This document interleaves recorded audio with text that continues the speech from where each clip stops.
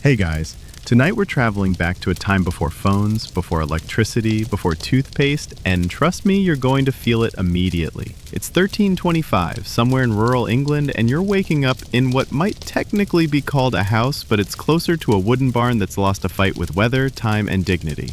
So before you get really comfortable and fall asleep, take a moment to like the video and subscribe, but only if you really like what I do here.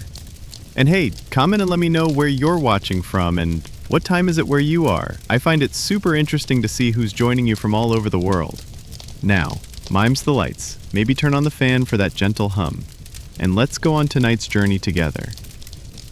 You're lying on a mattress stuffed with straw that's seen better centuries. The moment you shift, you hear the faint crunch of dry stems and maybe an exoskeleton or two. The blanket you've pulled around you? It's coarse wool and it smells like damp sheep. That's because it was probably a sheep 2 weeks ago. It's still dark out. Not the peaceful kind of dark, but the oppressive, weighty blackness of a world without electricity. You can't check your phone, there's no screen to tap. The only light, if you're lucky, is a smoldering ember in the central fire pit that's barely holding on after a long, smoky night.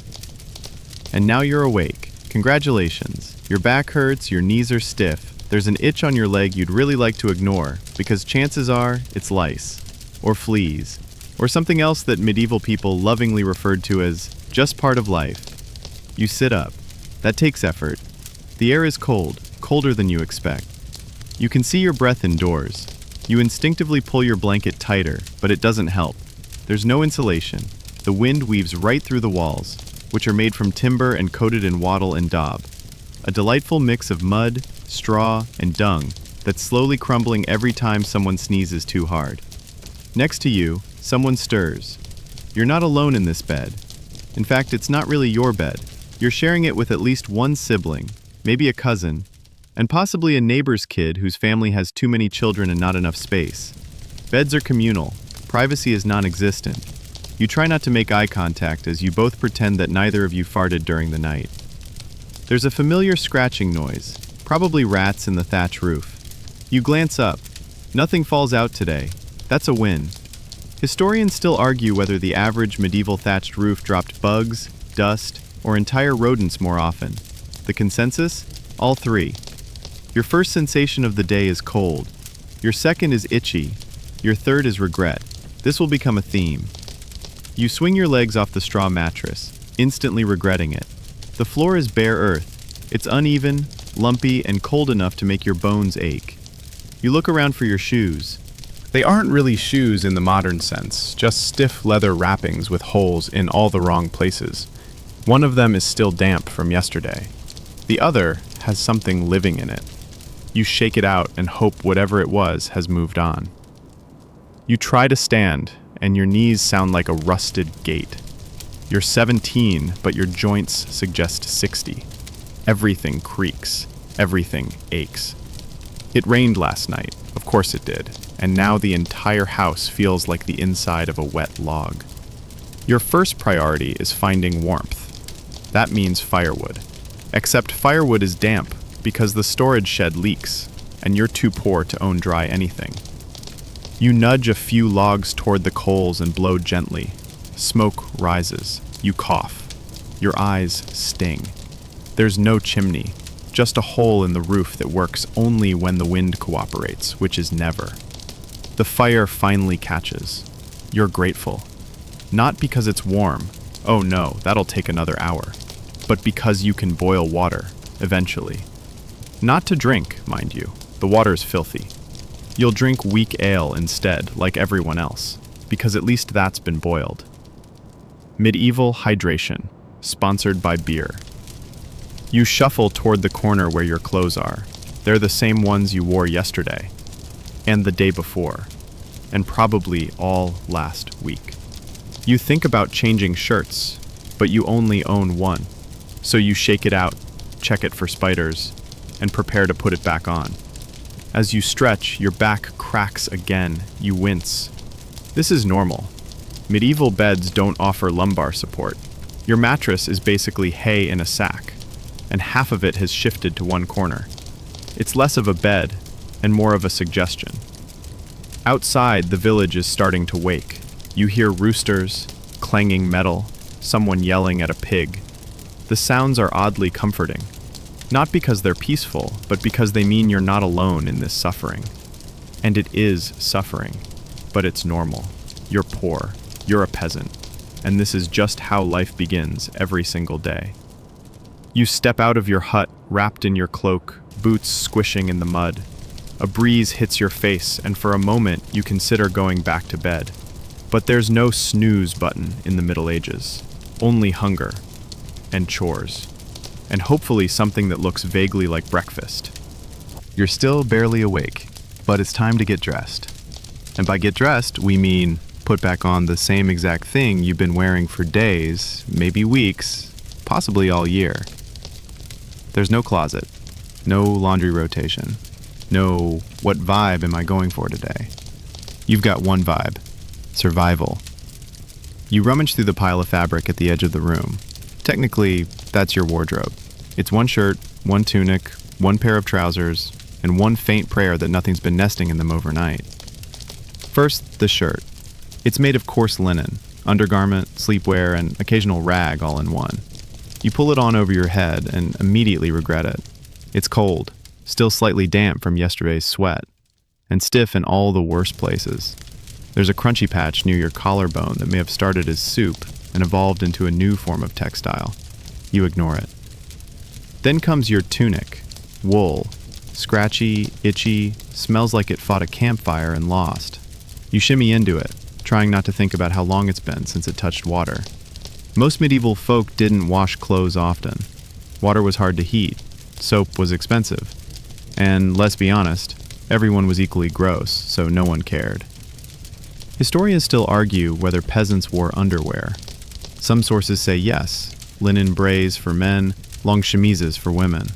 Others say most poor folk just skip a hassle entirely. In your case, let's say you do wear them, mostly for morale. Your trousers are basically cloth tubes tied at the waist and ankles. They sag in weird places and fit like they were designed by someone who'd never worn pants before. They bunch, they chafe, they do not flatter. But they work. You tie everything together with a belt. Not a leather strap with a cool buckle, just rope. Or a woven cord, if you're feeling fancy. It keeps your layers in place and gives you somewhere to hang your knife, which you always carry. Not because you're looking for a fight, because it's your only utensil. You use it to cut food, spread lard, pick your teeth, and if necessary, settle disputes over barley. Let's not forget the shoes. Yours are made of leather, technically. Really, they're more like floppy pouches for your feet. Stiff, cracked, and questionably waterproof. You stuff them with straw or moss to pad the inside, but that only helps so much. They don't bend, they don't cushion, they definitely don't smell great. But they keep your toes off the frostbite menu. No socks, of course. You wrap strips of cloth around your ankles for insulation, but half the time they come loose or slide down your boot, bunching like an angry snake. Over all this, you throw on your cloak. It's your one outer layer, and it's doing its best. Some cloaks are made of thick, felted wool with a hood. Yours? A rectangle of wool with a hole in the middle and maybe a wooden toggle at the neck. It's heavy. It smells like wet barn. It was probably your dad's, and his dad's, and so on. You check your reflection, which is to say, you glance at a slightly polished bit of metal someone hung near the fire. You look like you belong here. Hair wild, cheeks red from cold, dirt under your nails. You smile slightly. Your teeth aren't great. But you've seen worse. By now, other villagers are stirring. You glance outside and see them bundling up too. Ragged cloaks, patched trousers, some barefoot despite the mud. The idea of personal style doesn't really exist here. Status does. If you have red or blue dyed fabric, you're rich. You? You're brown, gray, and green. Earth tones, baby. Even nobles wear layers of wool and linen, but with more embroidery, tighter weaves, and much, much cleaner armpits. Maybe. Historians argue about that too. You shift uncomfortably. The seams rub under your arms. The belt digs in. Everything scratches. But this is your armor. Against the cold, the wind, the judgment of your goat. And as you step outside again, layered up like a cabbage, you know this outfit isn't going anywhere. Because neither are you. You're outside now, sort of awake, and definitely cold. The sun is just barely creeping over the hills, casting a dull gray light across the thatched roofs and muddy paths of your village. You take a few steps toward the well, then stop. You forgot something very important. Nature is calling, and there is no bathroom. There are a few options, none of them good. First, the bucket in the corner of the house. It's still half full from the night before and smells like it lost a bet. Option 2, the communal outhouse. That's a generous term for a hole in the ground with a plank on top and a wind-whipped curtain pretending to offer privacy. It's behind the pigsty, of course, because logically that's where the smell goes to retire. You shuffle toward the outhouse, boots squelching, wind stinging your face. As you walk, you pass another villager casually dumping a chamber pot out the window. She yells, "Gardy-loo!" as a warning, meaning, look out below. And then, without ceremony, unleashes whatever happened last night onto the street below. It splashes onto the road, steaming slightly in the morning chill. You sidestep it expertly. You're used to this. Medieval sanitation was more of a vague concept than a reality. Streets are often ankle-deep in slop, animal waste, human waste, spoiled food, random garbage. The road is essentially a compost bin with foot traffic. And yes, it smells exactly how you're imagining. You reach the outhouse. It leans slightly, as if it's tired of its own existence. You open the curtain, revealing a plank with a hole cut in it, suspended over a pit that may or may not reach the center of the earth. You brace yourself on the sides and lower down slowly, trying not to make eye contact with the flies. It's cold, colder than before. You try to be quick, but every creak of wood beneath you reminds you that this structure was built by a cousin who's mostly known for having good intentions and very bad math. Done. You survive it. You exit like a war veteran, slightly more hollow than when you entered. Fun fact, in cities the rich had garderobes, which were basically stone cubbies hanging off the side of buildings, with a hole that emptied straight into a moat or gutter. That's right, your castle had built-in gravity-powered waste disposal. Fancy, but also disgusting. Historians still argue whether medieval people truly understood the connection between waste and disease. Some say they noticed the patterns. Others argue they blamed bad smells or spiritual imbalance. Either way, no one is using hand sanitizer. You wipe your hands on your cloak and pretend that's fine. You shuffle back toward the house, passing a child peeing against a wall. No one reacts. This is just how things are. There are no boundaries, no locks, no shame. Bodily functions happen when and where they need to. If that makes you uncomfortable, well, you're in the wrong century. Oh, and remember that stream running through the village? It's technically for water. It's also for dumping waste, washing clothes, and letting animals wade through. Multi-purpose. Efficient. Also a terrible idea. The irony? Baths exist, but barely. Most people bathe once a season, if that. Warm water is precious. Soap is expensive. And public bathhouses, where they exist, are viewed with suspicion, especially as disease spreads. The Black Death hasn't hit yet, but when it does, people will start avoiding water altogether, thinking it opens the pores and invites sickness. So yeah, you're ahead of the curve by not bathing. You reach home again, the fire's barely clinging to life. You toss on a few twigs and watch the smoke rise, curling lazily toward the ceiling. It's time for breakfast, but you already know, it's not going to be great. Still, as your stomach grumbles, you can't help but feel a little grateful. You survived the morning ritual. You dodged chamber pot splashback. You made peace with the flies. And you've come out of it. Not clean, but functional, which is honestly as good as it gets around here. So you've done your business, heroically, dressed yourself, barely, and now it's time for the next great medieval challenge. Breakfast. That word might sound comforting, conjuring thoughts of eggs, toast, maybe a little fruit, and some coffee. That's adorable. In 1325, breakfast is more of a symbolic gesture than a meal. It's what happens when your stomach growls louder than the church bell. You sit by the fire, which is now emitting more smoke than warmth, and you reach for the family pot. Not the good kind of pot. This is the cooking vessel. It hangs over the flames like a worn-out veteran of 1,000 underwhelming meals. Inside, there's pottage. Now, let's talk pottage. It's the medieval version of whatever's left. A thick, gloopy stew of grains, legumes, sometimes vegetables, if you're lucky, and other ingredients best left unidentified. It's been cooking for days. Literally. The pot never fully empties. You just keep adding to it, like a murky cauldron of eternal mediocrity. You grab a wooden spoon, scoop out a chunk, and blow on it. It smells earthy. A polite way of saying it's one missed mushroom away from becoming a poison test. You chew slowly, and the texture is what you'd expect from a stew that's spent the last 18 hours getting better or worse over an open flame. Alongside the pottage, you're blessed with bread. Bread is a loose term. It's dense, dry, and hard enough to chip a tooth. In fact, some people joke that the bread is a weapon. You dunk it into your stew to soften it. It doesn't help. This loaf was baked 3 days ago and has all the charm of an ancient brick. Oh, and no butter. Butter is luxury. No jam, no cinnamon sugar.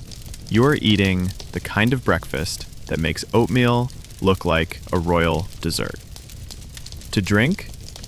Beer. At 6 a.m. Yes, beer for breakfast.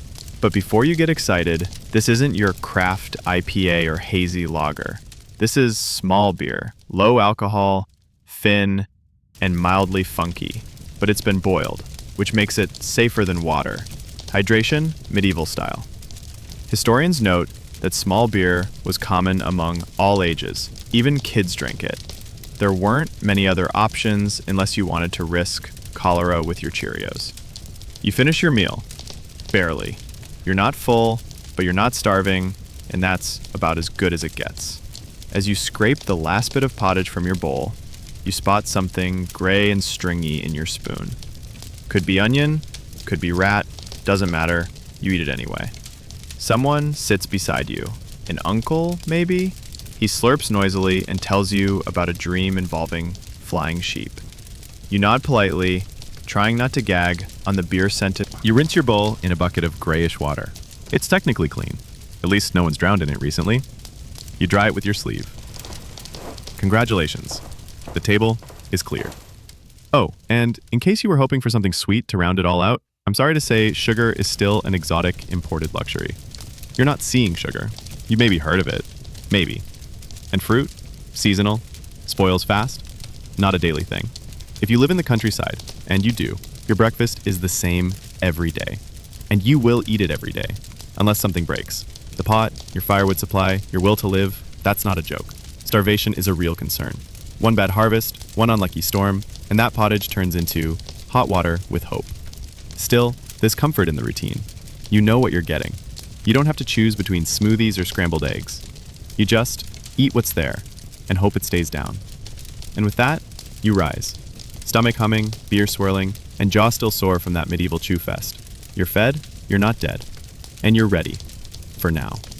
Breakfast is behind you. Sort of. It's still clinging to your teeth, and your stomach is trying to negotiate terms with whatever that gray chunk was. But there's no time to dwell. The village is alive now. Barefoot children chasing each other through puddles, men hauling buckets, women sweeping filth off thresholds with brooms made of twigs. And you've got work to do. You step outside, your breath immediately fogging in front of you. The sun is up, but it's not warming anything yet. Your boots squelch in the mud as you make your way to your task of the day, farm labor, which is a nice way of saying you'll be physically destroyed by sundown. First up, hauling manure. You grab a wooden rake and start shifting piles of steaming, fly-infested dung from the barn out into the fields. Why? Because fertilizer is the difference between a meager harvest and famine, and you can't afford to lose a single root vegetable. It smells as bad as you'd expect. Maybe worse. You load it into a barrow. If it has one wheel and wobbles like a drunk duck, that's normal. and push it through the uneven, rocky paths toward the field. Every bump jolts your arms. Every step is a negotiation with your lower back. Then there's chopping wood. Firewood isn't optional. Without it, your home is just a cold box full of smoke and relatives. The logs are damp and heavy, and your axe is dull. You swing anyway, over and over. Your hands go numb, then blister, then numb again. You press on because there's no break room, no espresso machine, no ergonomic gloves. Historians estimate the average medieval peasant burned over 4,000 calories a day just surviving, and you feel every single one. By mid-morning, you've already done more physical labor than most modern office workers do in a week. But you're not done. Next chore? Drawing water. You make your way to the well with a wooden yoke balanced across your shoulders and 2 empty buckets hanging from each end. The path is slippery, your footing unreliable. The well is busy. Everyone's there. It's a chance for gossip, sure, but it's also exhausting.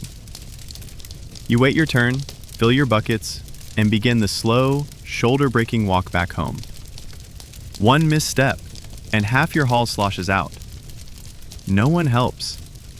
Everyone's carrying something. There's no running water, no sink, no faucet.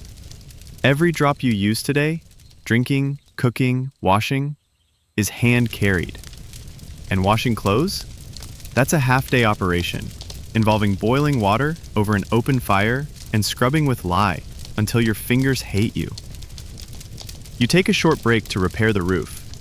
A few slats of wood have shifted, letting the wind and occasional rat into your loft. You climb a rickety ladder and hammer in a few new shingles. By hammer, of course, we mean a rock tied to a stick. You're up there just long enough to catch sight of a neighboring farm, where someone is attempting to corral a cow that has absolutely no interest in cooperation. The cow wins. It always does.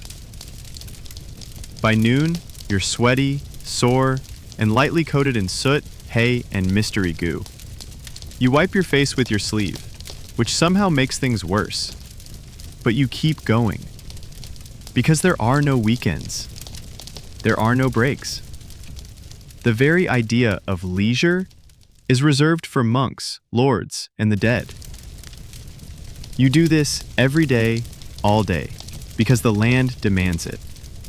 If you don't till the soil, chop the wood, fetch the water, mend the roof, no one else will. And you'll pay for it.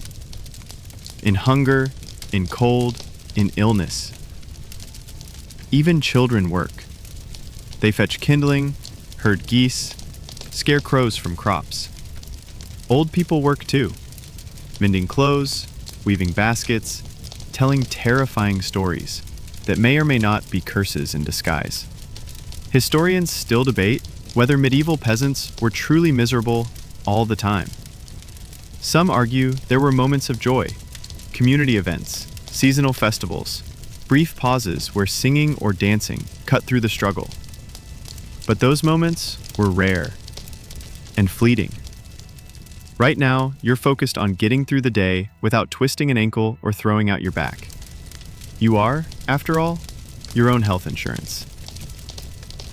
As the sun climbs toward its reluctant peak, your hands throb, your shoulders ache, and your legs tremble slightly.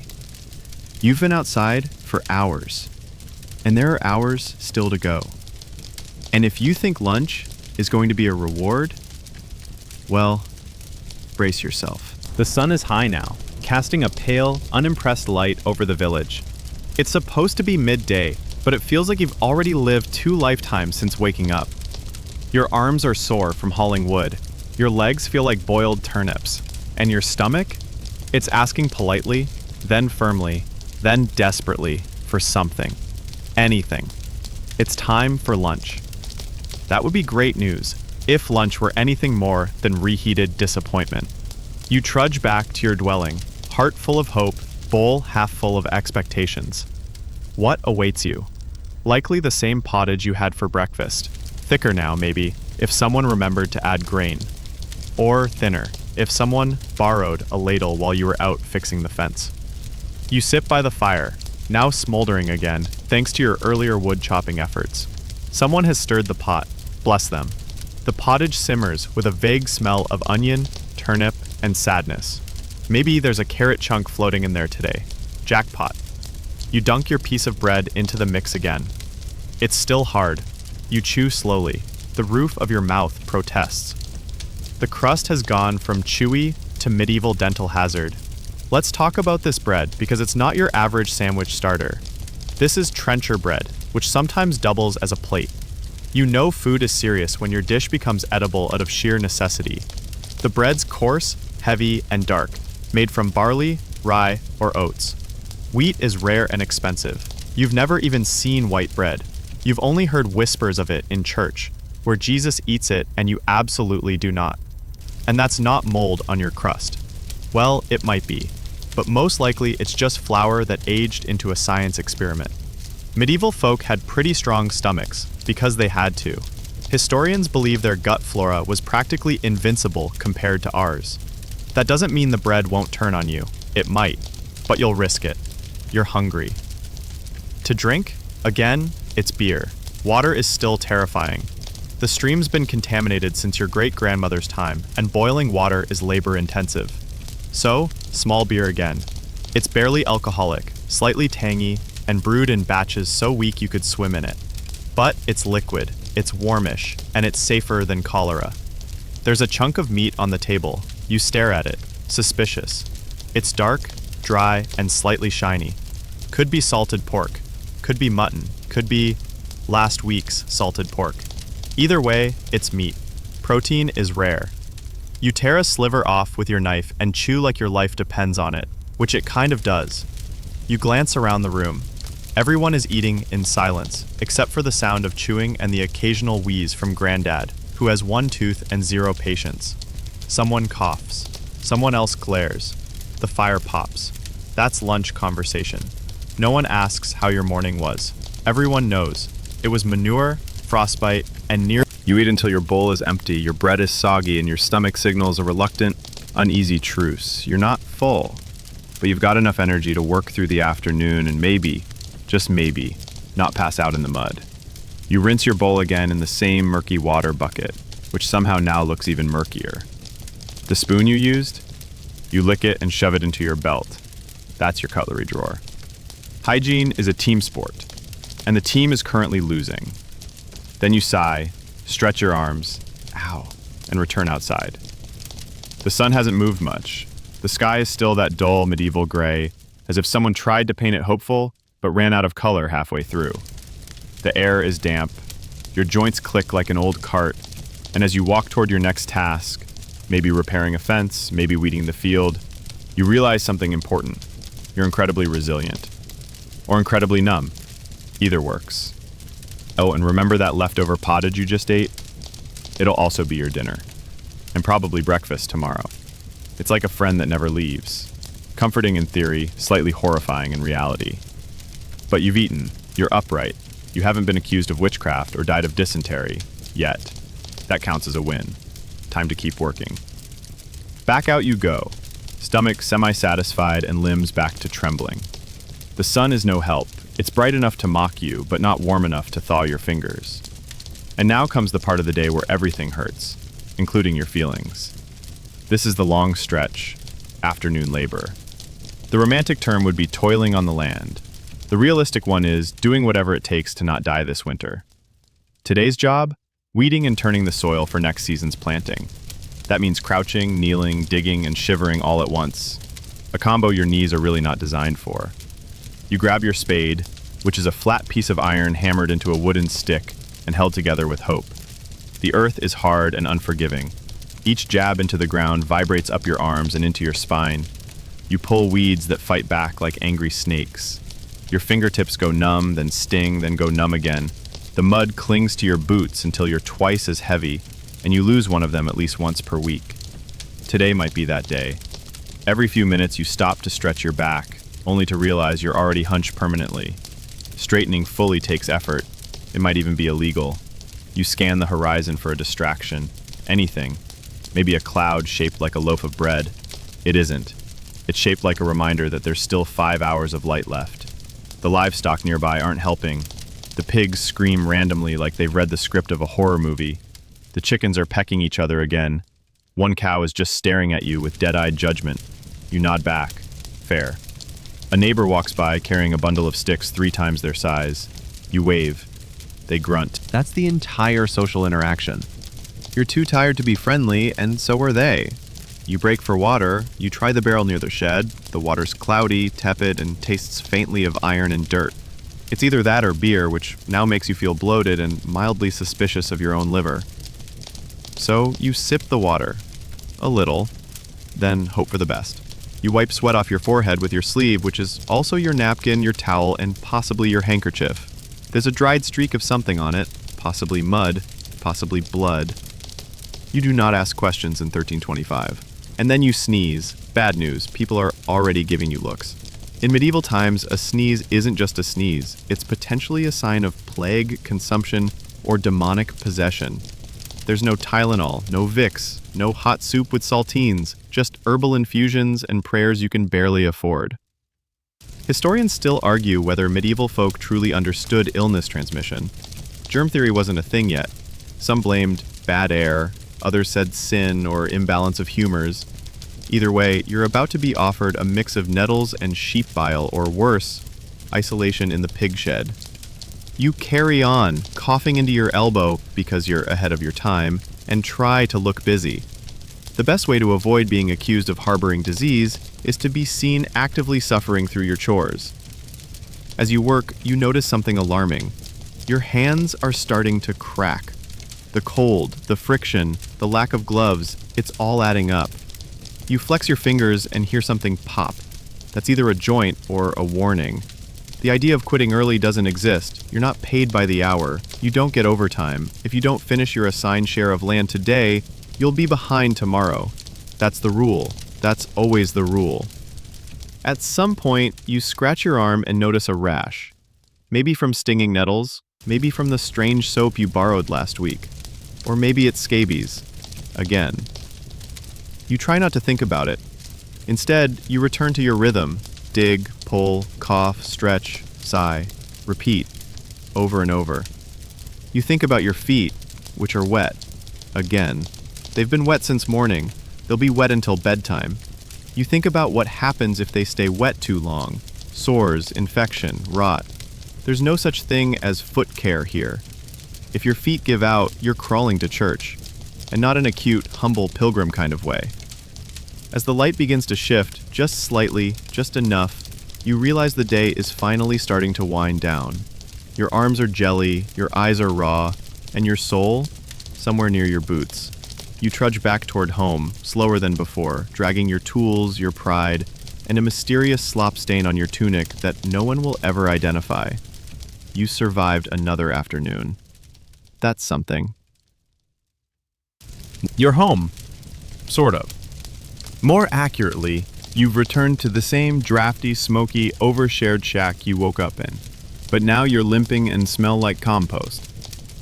The sun is finally dipping toward the horizon, which should feel hopeful, like maybe you've earned some rest. But no, it's time for dinner. And if you were expecting a medieval feast, goblets, roast meat, a lute solo, you are once again in the wrong socioeconomic class.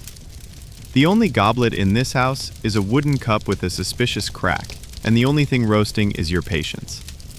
Dinner, like every meal, is pottage. Yes, still, it's been cooking all day. The ingredients have broken down into an anonymous beige slurry. It bubbles quietly in the fire's embers. The medieval version of a microwave beep. You spoon it into a bowl with all the enthusiasm of someone preparing for dental surgery. It's hot, at least. That's something. You sit down with your family, all of you too tired to talk, too hungry not to eat. It's dark now, with only the fire and a single tallow candle flickering in the corner. The candle smells like old meat. That's because it's made from animal fat, which is exactly as appealing as it sounds. You gnaw at your bread. It's harder than before. You try not to chip a tooth. The stew scalds your tongue, but you welcome the pain.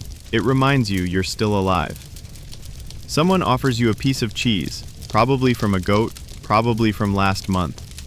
It's hard and a little sharp. You eat it anyway. Dairy is rare, and this counts as protein. You sip your beer. Again, you don't even like beer, but it's warm and it doesn't give you dysentery, so it's practically a health drink. Outside, the village is dimming. Smoke curls from the thatched roofs. Someone's dog barks in the distance. Someone else is arguing with a goose.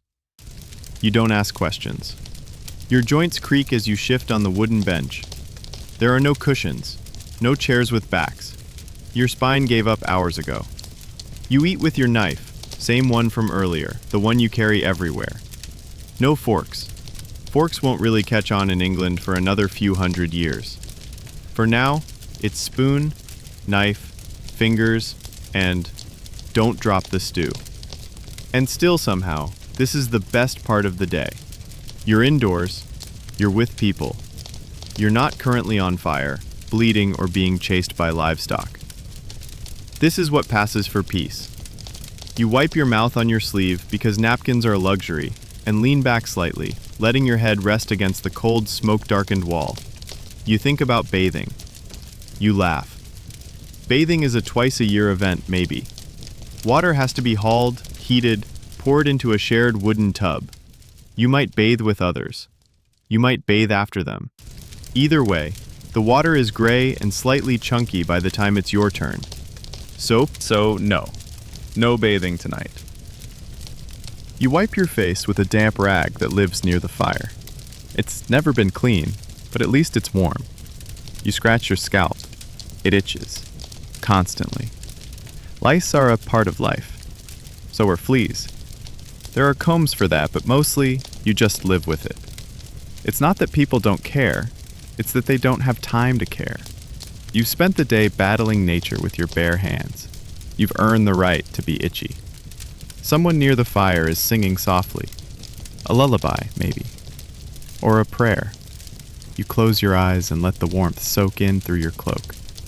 It smells like smoke, sweat, and goat. So do you. Historians often debate how aware peasants were of their own suffering. Some say they found joy in small things. Others believe they were simply too exhausted to complain. Either way, you're living the reality, and it's relentless. Dinner is done. The bowls are scraped, rinsed, stacked.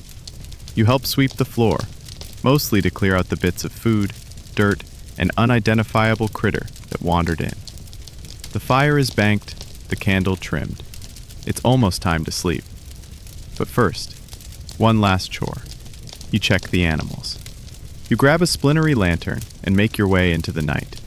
It's quiet. The air is sharp and still. You hear owls, maybe wolves, hopefully not bandits. You duck into the animal shed and check the goats. Still alive, still rude. One headbutts you. Standard. You return to the house and close the door behind you. It doesn't latch. It never does. You wedge a piece of wood into the frame and call it secure. Inside, the fire glows low. You curl onto your straw bed, wrap yourself in your cloak and your regrets, and exhale. Your body is broken. Your stomach is still kind of hungry. Your skin itches. Your hair is greasy. Your feet are damp. And yet, this is your day. This is every day. And you've made it to the end. You lie there in the dark, finely horizontal, your body aching in places you didn't know existed until today. You pull your cloak tighter, trying to trap the last bits of warmth from the fire, now reduced to a few glowing embers. It's not quite enough. It never is. The cold creeps in, slow and sure, like a lazy predator. It starts with your toes, already damp and curled against the straw. Then it spreads up your legs, seeps into your knees, which feel twice their age, and works its way into your spine like an uninvited guest. Winter in medieval times is less a season and more a sentence, a punishment. You survive it, but just barely. Tonight is no exception. It's freezing. Your breath fogs with every exhale. The walls of your home do nothing to keep out the wind, which whistles through every crack and knot in the timber. Your younger sibling is next to you, already snoring like a tiny congested bear. You don't mind. Sharing a bed isn't just tradition, it's survival. Body heat is the most reliable heating system you have. Some nights, your mother joins you, or your grandfather. Entire families sleep together, packed like smoked herring in a straw mattress, trying to stay warm enough to make it to morning. It's not weird, it's not optional, it's just how it is. Still, the wind finds you. It always does. Outside, a dog howls. Maybe it's a wolf. Maybe it's something worse. The forests that surround your village are dark and deep and full of legends, some based on animals, others on things with names no one says out loud. You've heard the stories. You try not to think about them now. You try to sleep. But the cold is not kind. Every time you begin to drift off, it pulls you back. Your feet cramp, your hands curl, your nose feels like it's made of brittle paper. There's no relief, no flipping to the warm side of the pillow. Your whole pillow is cold. So is the bed. So is the air. So is everything. You shift, and the straw beneath you crackles. A flea jumps onto your leg and makes itself at home. You scratch without thinking. It's automatic now. You barely notice anymore. Historians note that medieval people often slept in two shifts, one early in the night and another just before dawn. Between those, prayers, small chores, even visits to neighbors. You're not surprised. It's hard to stay asleep when your mattress is basically a hay sandwich and the temperature is somewhere between refrigerator and regret. You manage to nod off for a few minutes only to be jolted awake by a sharp noise, a snap of wood, maybe the door shifting in the wind, maybe something else. You lie still, ears straining. Was that a hoof? A footstep? A thief? Bandits are real. So are desperate neighbors. Everyone's trying to survive the winter, and not everyone has enough food. You clutch your knife, your eating knife, your fixing things knife, your maybe having to defend yourself knife, and wait. The sound fades. Nothing happens. You exhale. The candle has burned out completely. The fire is dying. The room is pitch black except for the faintest glow near the hearth. You close your eyes and try again. You think of summer, of sun on your skin, of long days in the fields, of sweet apples and warm bread. You dream of swimming in cool water and falling asleep in the grass. You smile, just a little. And then a drip hits your face. A leak in the roof. Again. You groan softly and roll onto your side, pressing into the warmth of the person beside you. They grunt and roll away. You don't blame them. Everyone is tired. Everyone is frozen. And so the night stretches on, long, silent, cold. In the morning, you'll because that's the goal, really. Not to thrive, just to survive. And right now, survival means trying, desperately, to fall asleep before your own breath freezes your eyebrows. Eventually, sleep drags you under. Not peacefully, but in that exhausted, twitchy way where your muscles still spasm from the day's labor and your dreams are full of things you forgot to finish. Somewhere between a nightmare about losing a sheep and a memory of choking on stale bread, the faint light of dawn begins to press against the parchment window. You don't wake up so much as you return to consciousness out of necessity. Your back throbs, your neck's at a 45-degree angle, and your arm is completely numb because someone rolled onto it during the night and didn't move. You wiggle your fingers. Pain returns. Good morning. Your first thought? It's still cold. Colder than yesterday somehow. The fire is gone, now just ashes and blackened logs. The coals are dead. No warmth remains. Your breath clouds in the air like you're smoking regret. Next to you, your sibling coughs, a low, rattling sound that makes your stomach tighten. It's nothing, probably, just the damp, or maybe something worse. You sit up slowly, unpeeling yourself from the bed like a sticker off an old notebook. Every joint pops. You're too young to feel this old. You shuffle toward the hearth, grabbing a few half-dry sticks from the pile. You blow gently onto the ashes, hoping for a spark. Nothing. You strike flint against steel. Once, twice, 10 times. A spark, finally. A flicker. You nurse it with desperation until a weak flame dances to life. You hold your hands near it, palms out, soaking up what little heat there is. Your nails are dirty, your knuckles raw. One finger's bleeding from yesterday's wood chopping incident, but you barely feel it anymore. Around you, the house begins to wake again. Coughs, groans, footsteps. Another day is beginning, and it's just as hard as the last. Someone asks for water. You sigh, grab the pail, and trudge out to the well again. The ground crunches underfoot, frost. Your boots don't stop the cold, nothing does. The well's rope creaks as you lower the bucket, then groans as you haul it back up. Your shoulders burn. You pour carefully, then carry the sloshing bucket back, trying not to spill it or fall in the mud. You succeed at both. A miracle. Back inside, someone's already stirring the pottage. Surprise, it's thicker today. Maybe even better? Or maybe you've just stopped caring. You grab a bowl, sit on a low stool, and eat while the rest of the family finds their places. You chew quietly, trying not to think about how long this bowl's been washed with the same rag. Someone talks about the chickens, one's sick. That's bad.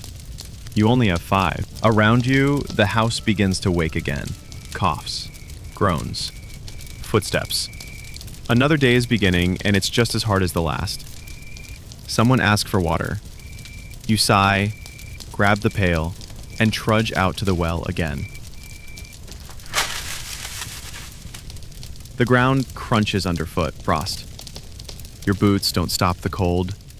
Nothing does. The well's rope creaks as you lower the bucket, then groans as you haul it back up. Your shoulders burn. You pour carefully, then carry the sloshing bucket back, trying not to spill it or fall in the mud. You succeed at both. A miracle. Back inside, someone's already stirring the pottage. Surprise, it's thicker today. Maybe even better? Or maybe you've just stopped caring. You grab a bowl, sit on a low stool, and eat while the rest of the family finds their places. You chew quietly, trying not to think about how long this bowl's been washed with the same rag. Someone talks about the chickens. One's sick. That's bad, you only have 5. If it dies, that's fewer eggs, less barter, and maybe one terrible stew. After breakfast, it's laundry day. Not the cute kind with baskets and dryers, the medieval kind. Which means boiling water over a fire, adding lye or stale urine if you're traditional, and scrubbing until your hands blister. You head to the stream, dragging the clothes in a sack. Your hands go into the icy water and you gasp, there's no getting used to it. You scrub each item against a flat rock, then wring them out by hand, twisting until your wrists scream. By the time you're done, your fingers are pink and numb, and you're shivering again. Back home, the clothes are hung inside because outside they'll freeze solid. The air now smells like wet wool and hard work. You hope the smoke from the fire dries everything before nightfall. If it doesn't, you'll be sleeping in a damp shirt. Again. You spend the afternoon repairing a fence that collapsed under the snow's weight. It's tedious work, cutting new stakes, hammering them into frozen ground, but it has to be done. If the pigs escape, that's meat with legs running off into the forest. As you work, you think about the upcoming holy day. Maybe there will be a special meal. Maybe a priest will come through with stories and warnings about hell. Maybe someone will sing. You don't know. You glance at the sky. The sun is fading again, early. Winter days are short, and nights feel like forever. There's no candle left. You'll rely on firelight. You drag yourself back indoors, wipe your hands on your already filthy tunic, and sit near the hearth. Your mother hums. Someone sharpens a knife. Your grandfather coughs. That same rattling sound. It's always there, in the background. The cold, the damp, the ache in your chest.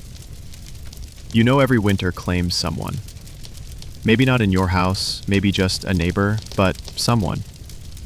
A child, an elder, someone who slipped. Stories fade, but every village has its own quiet list of names never spoken after spring.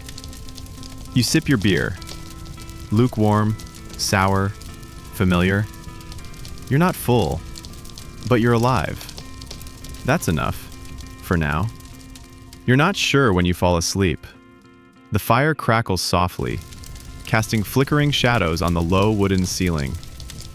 Someone's snoring. Someone else mutters in their sleep. The wind howls against the side of the house, like a restless ghost. But tonight, you're too tired to care. And then it's morning again. Or something close enough. The light isn't bright, but it leaks into the room, gray and unimpressed. You open your eyes and feel exactly the same as when you closed them. Exhausted. Your first motion is a slow, reluctant stretch. Every joint complains. Your second is to reach for your boots, still damp. You slip them on anyway, because what choice do you have? You never really recover in medieval life. You just continue. Today's different, though. There's a strange buzz in the air. A low-level excitement, because it's market day. You head out early with your family, bundled in every layer you own. The market is in the nearby town. A long walk, muddy and cold, but worth it. If you're lucky, you might find salt, or cloth, or even dried apples, if someone's been hoarding and is finally ready to share. The walk is a test of your endurance.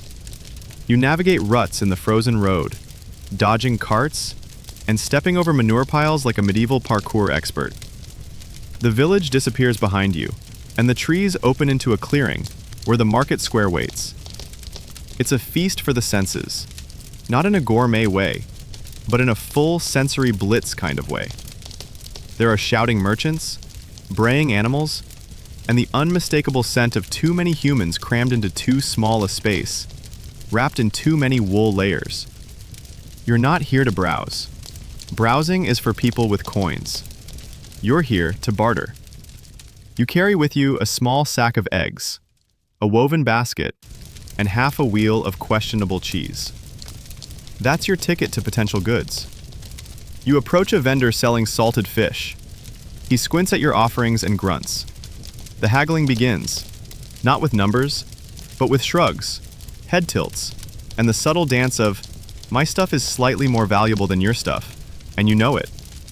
Eventually you swap your cheese and 2 eggs for a length of coarse fabric. Not bad.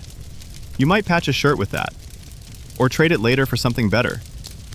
Historians still argue how much autonomy peasants really had in markets. Some say they were free to trade as they wished.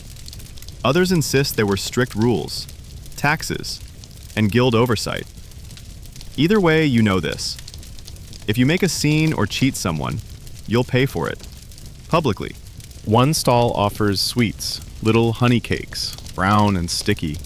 You haven't had sugar in months. You want one. You don't get one. Instead, you find someone selling second-hand tools.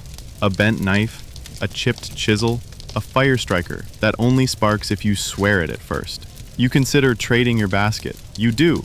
It's fine. You'll carry things in your shirt now. That's medieval economics. You always lose something. The goal is to lose the least. Someone nearby is selling miracle cures, bottled elixirs in reused glass flasks, labeled in bad Latin.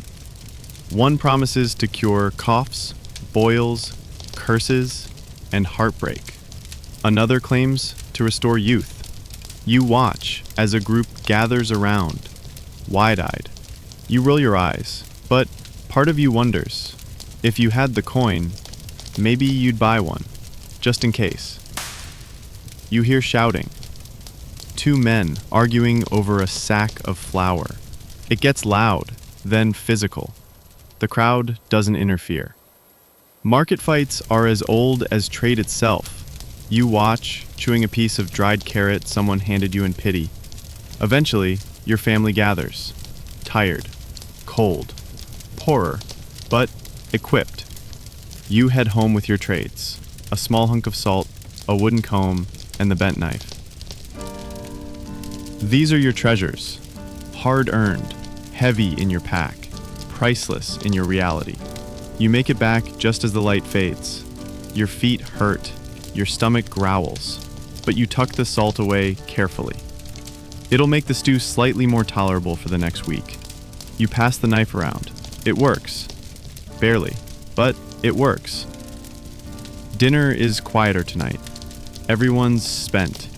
The road, the crowd, the pressure of needing things you can't afford, it wears on you. But something about market day lingers.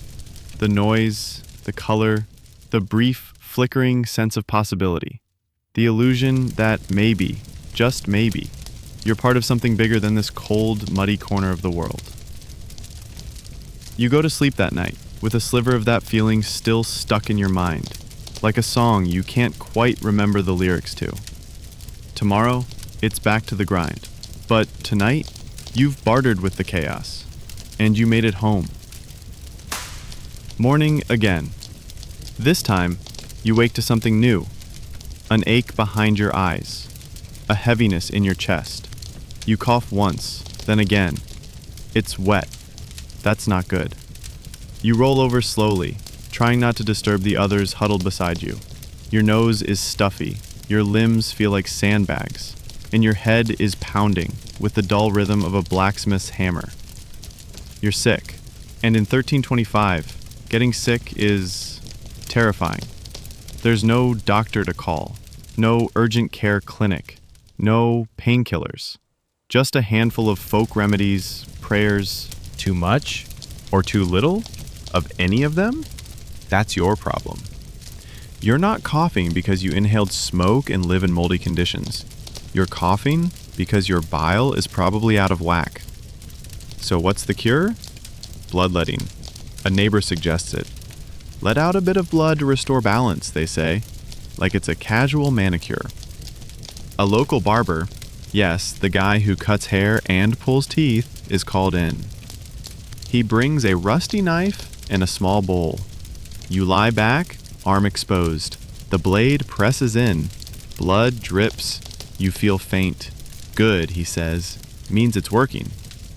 Historians still debate how much harm bloodletting actually caused. Some believe it helped by reducing fever or pressure. Others say it likely weakened already sick people even more. You feel like you've been mugged by science fiction. Next comes the herbal remedies. A mixture of garlic, onion, and honey mashed into a paste and applied behind your ears. Nettles are boiled and poured over your feet. Someone burns rosemary by your pillow to chase away the evil spirits that clearly started this. You sneeze violently. No one moves. They all step back instead. Your cough worsens. The fever climbs. You sweat through your tunic, then shiver until your teeth chatter.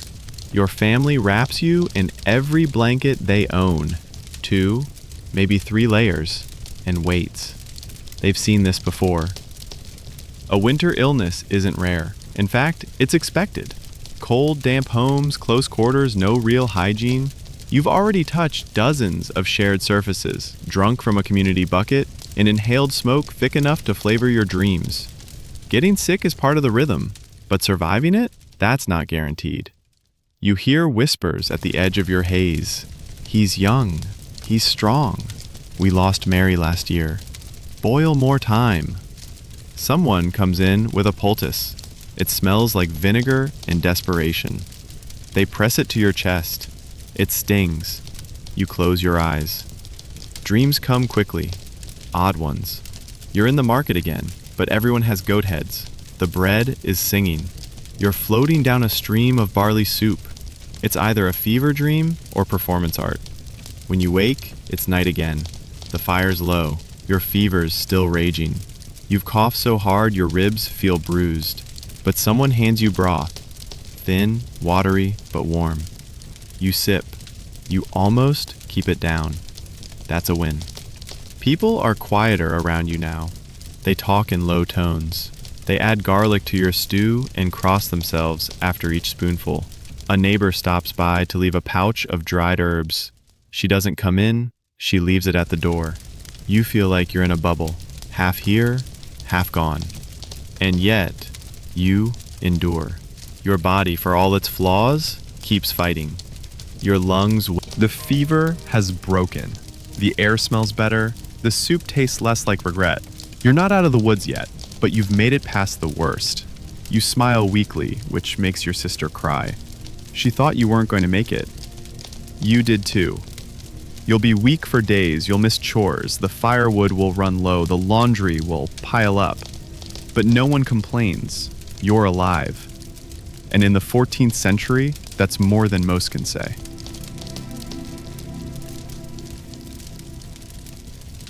You're upright again, barely.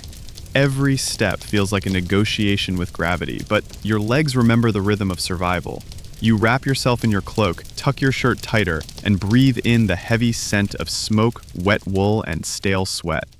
Home. Outside, the world hasn't waited for you. The field still needs weeding, the animals still need feeding, the roof still leaks. You miss 3 days of work, maybe more. No one covered for you, because no one can. If you don't catch up, you'll pay later. With hunger. With sickness again. Maybe worse. You shuffle toward the hearth and add wood to the fire. It flares, soft and gold. Someone pats your back, gently. You nod. No words. Just a shared understanding that in a place like this, surviving illness is a quiet miracle. Then the church bell rings. Low, echoing, unmistakable. The whole village pauses. It's not Sunday, and no one's getting married. You already know. Someone's died. You walk to the church with the others, wrapped in silence and layers. The wind bites your cheeks, the road churns beneath your boots, and a trail of blackbirds watches from bare branches. The bell tolls again. Closer. Slower. You don't ask who it is. At the entrance, a priest waits, his robe damp from the morning fog. His face is tired in the way only someone who's buried too many neighbors can look. The crowd gathers, heads bowed. The coffin is plain, rough planks, quickly nailed, no frills, no inscription. It's the baker's youngest son, 7 years old. A cough turned into fever, then into silence. The same road you just traveled. You shift your weight, cold in your bones. The priest mutters Latin you don't understand.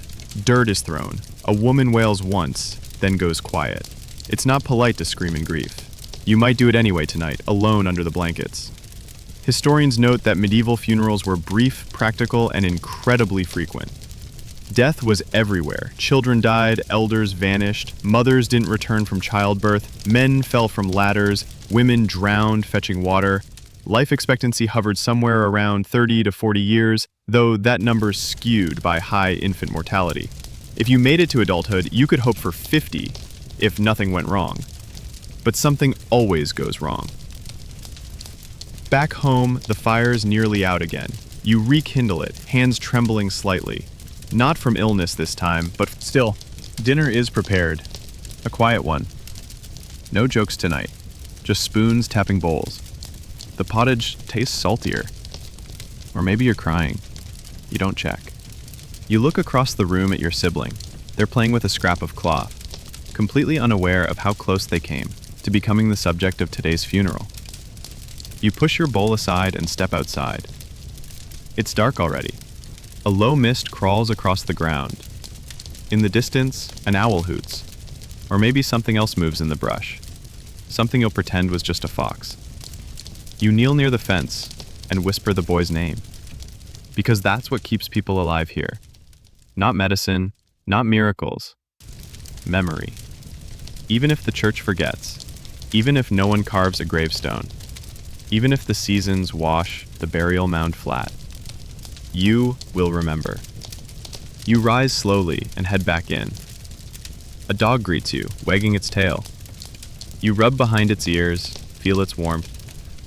Life goes on. You lie down on the straw mattress, pull the cloak over your shoulders. Your sibling snuggles closer. You can feel their tiny heartbeat through the blanket. You don't sleep easily. No one does after a burial. But eventually, the fire softens, the wind calms, and your body lets go of the tension it's carried since morning. You whisper the boy's name one last time, and you drift. still here. You wake with the sunrise filtering in through the parchment window. Milky, soft, barely there. For a moment, you don't move. The ache in your limbs has dulled to a constant throb. Your skin is clearer. Your breath is steady. You're recovering. The fever is gone. Life, in its quiet, medieval way, trudges on. And today, you're reminded that for some, trudging isn't even an option. You're helping your mother with chores when your older sister pulls you aside. She's 19, already married, already hardened. She wants to show you something. You follow her to the woodshed, where her voice drops to a whisper. She's pregnant again, she says. You pause. You look at her stomach, flat, tense. She nods.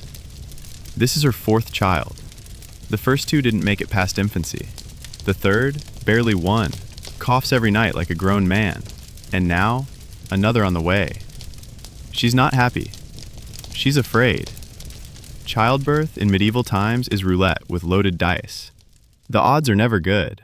There are no prenatal vitamins, no sterile gloves, no emergency cesareans, just an old midwife with herbs and hands that shake a little more each winter.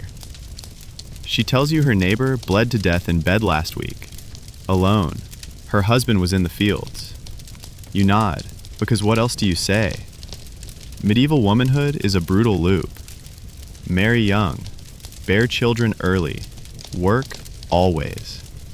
A woman is a cook, a cleaner, a field worker, a caretaker, a wife, a birth machine. Her body is not her own. It belongs to the household, to the land, to the lineage. Your sister married at 15, not by choice, not really. The family needed the dowry, and the husband needed a womb that could also sew. She did what she had to. Everyone does. Today she's carrying firewood. Yesterday she butchered a chicken. Tomorrow she'll likely be scrubbing blood out of linen. And no one will say thank you. Not because they're cruel, because this is just life. Historians still argue about how much agency medieval women had. In some regions, widows could inherit property. In others, women were banned from trades, silenced in church, and burned for stepping out of line. In your village, it's simpler. If you're a woman, you keep your head down. You don't read. You don't speak too loudly. And if you get sick, or if childbirth goes wrong, you whisper a prayer and hope someone buries you gently. Later, you watch your sister with her child, the one who made it. She sings to him, a lullaby passed down from your mother's mother. He giggles. She smiles. And for a moment, it's beautiful. That's the tragedy and miracle of it. Somehow, amid all this, people love. They nurture. They find joy. They laugh and... Her first child died at 3 months old. Her last, your youngest brother, is asleep in a straw basket, sucking his thumb. You sit beside her and start sewing too. You're not good at it. The needle pricks your finger. You curse under your breath. She chuckles. The first time she pricked her finger sewing, she was 9. The blood stained the cloth. Her mother made her wash it and redo it. She never forgot. You look around at the women in your house. Bent, brave, quiet, brilliant in ways the world doesn't see. The men are out splitting logs. They'll come in soon, hungry and loud. You'll serve them and they'll eat quickly, because hunger doesn't have time for politeness. But before that happens, you take a moment, just a breath, a glimpse of the firelight on your mother's face, the curve of your sister's smile as her son grabs her hand, the rustle of wind outside. You whisper a thank you, to no one in particular, just for being here, for still being alive. And then you go back to work. Because in this time, in this place, there's always work. The seasons shift slowly, but undeniably. The days, though still short and gray, are no longer soaked in frost. The ground is softening. The sun, weak and watery, lingers a little longer each evening. You feel it in your bones, before you see it with your eyes. Winter is loosening its grip. But just because the ice is melting doesn't mean life gets easier. The stores are low. What food you managed to preserve months ago is nearly gone. The last of the salted pork is mostly fat and stringy ends. The grain bins echo when tapped. The rats, who seem to vanish during the worst of the cold, have returned with ambition. Spring planting is around the corner, but for now, it's the leanest stretch. The hunger gap, some call it. A cruel joke of timing, where nature teases you with signs of renewal, but offers nothing you can eat. You wake one morning to the sound of digging. Someone has started turning the soil in the field. You join them after a sip of tepid broth, barely more than water and dreams. You shoulder your spade, now dulled from months of use, and plunge it into the earth. It smells like rot and life, all at once. There's something comforting about the rhythm. Stab, lift, turn, repeat. Your muscles remember. Your skin remembers. Your calluses are returning like seasonal guests. As you work, someone nearby hums an old planting song. You don't know all the words, but the melody is familiar. You hum along. This is what hope sounds like in 1325. Shared labor, repetitive motion, a song half remembered, a prayer, not spoken, but buried in the dirt. The village, too, is stirring. Smoke rises from chimneys. Chickens squabble. Children chase each other with sticks, their laughter echoing over mud. You pause and watch, and for just a second, And that's something. You go home that evening with dirt under your nails and sore shoulders. Your mother greets you with a bowl of stew. It's thin, but there's a carrot in it. First one in weeks. You eat slowly, reverently. Later, you help your sister mend a torn cloak. Your fingers are clumsy with the needle, but steadier than before. She doesn't scold. She just smiles. You sit by the fire, feet toasting near the embers, and think about the year ahead. There will be planting. There will be harvests. There will be blisters and laughter and maybe, just maybe, a feast come midsummer. And there will be loss. Again.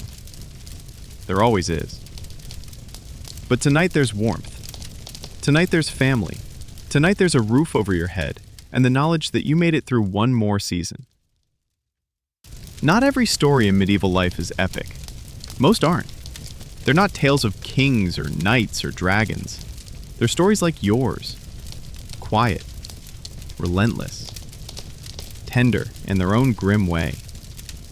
Stories of surviving hunger, illness, work, and grief. Stories of stolen moments beside a fire, of whispered songs, of meals stretched with imagination. You pull your cloak tighter and rest your head on the bundle of rags that is, generously, called a pillow. Your sibling snores. Your feet are still cold. But you're not afraid of the dark tonight. You close your eyes. You breathe. You let go. And now, you can rest. The fire is burned low, just embers now. A soft orange glow, pulsing gently like a heartbeat beneath ash. The house is quiet, save for the occasional rustle of straw or the creak of old wood settling into stillness. Outside, the wind is calmed. No howling, no storms, just the faint sigh of air drifting through the village, as if the earth itself is exhaling. You're wrapped in your cloak, your blanket, your layers of rough fabric and rougher memory. But inside all of that, there's warmth. There's quiet. There's peace. Your body has worked, suffered, healed. It has carried you through long days and longer nights. And now, it thanks you. In stillness. In soft, shallow breaths. In the gentle release of every muscle that no longer needs to hold tension. Let them go. Your eyes are heavy. Let them close. You are not in a barn anymore. Not in the fields. Not standing barefoot in the snow or digging in frozen ground. You are here. In your own time. Safe. Still. And quiet. History fades now. The flickering torches go dim. The church bell stills. The coughing stops. The goats sleep. Even the wolves have gone silent. There is only this moment, and you, drifting.